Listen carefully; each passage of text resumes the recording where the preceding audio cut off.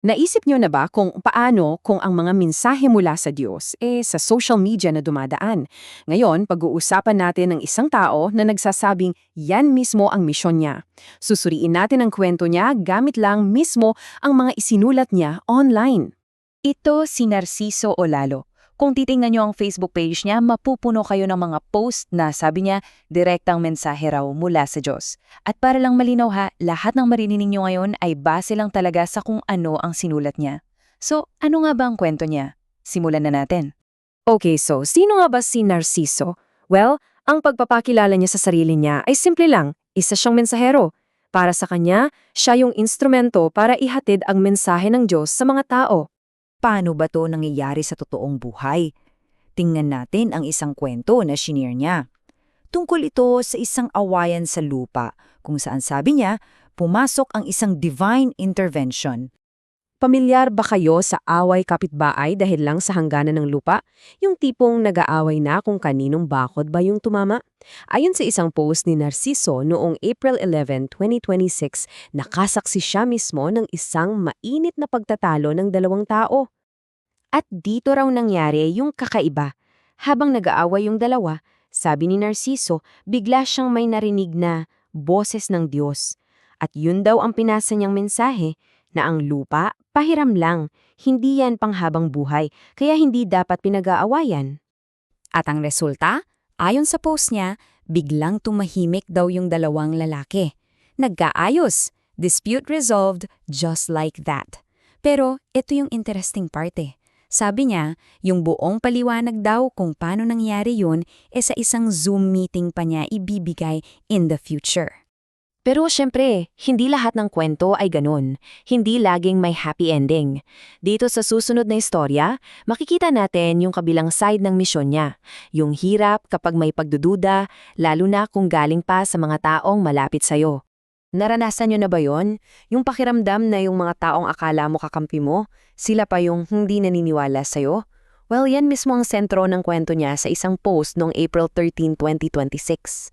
So kinuwento niya yung pagbisita niya sa pamilya ng dati niyang amo. At take note hindi lang ito basta amo. Sabi niya, 14 na taon siyang kasama ng pamilyang to.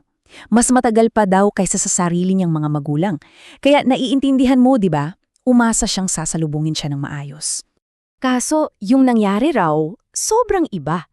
Yung inaasahan niyang kumustahan at group picture na uwi raw sa iniwan siya para maghalo ng semento. Doon niya naramdaman na ang tingin pa rin sa kanya ay isang helper lang, isang katulong. At dito na lumabas yung bigat na nararamdaman niya. Yung tanong niya, parang sinasalamin yung buong pagsubok sa misyon niya.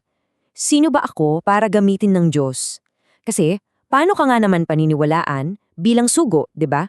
Kung ang tingin sa'yo ng iba ay isa ka lang, hamak na katulong.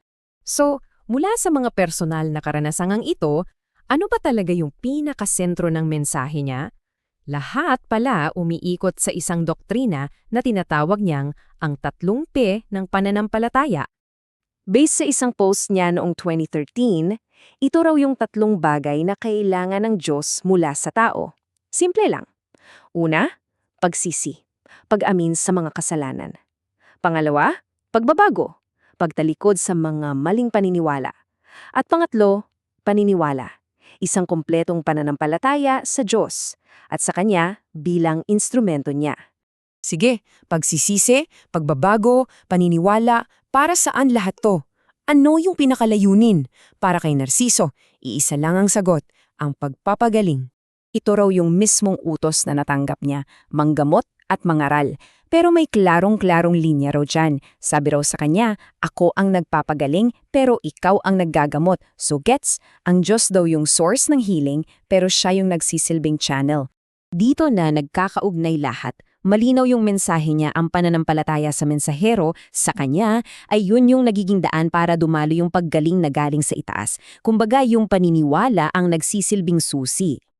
At dyan nagtatapos ang pagsilip natin sa kwento ni Narciso Olalo. Ang mga salaysay niya ay nagiiwan ng isang napakalaking tanong para sa ating lahat, di ba? Sa panahon ngayon ng social media kung saan kahit sino ay pwedeng maging mensahero, ano na nga ba ang itsura ng isang propeta? Pag-isipan natin.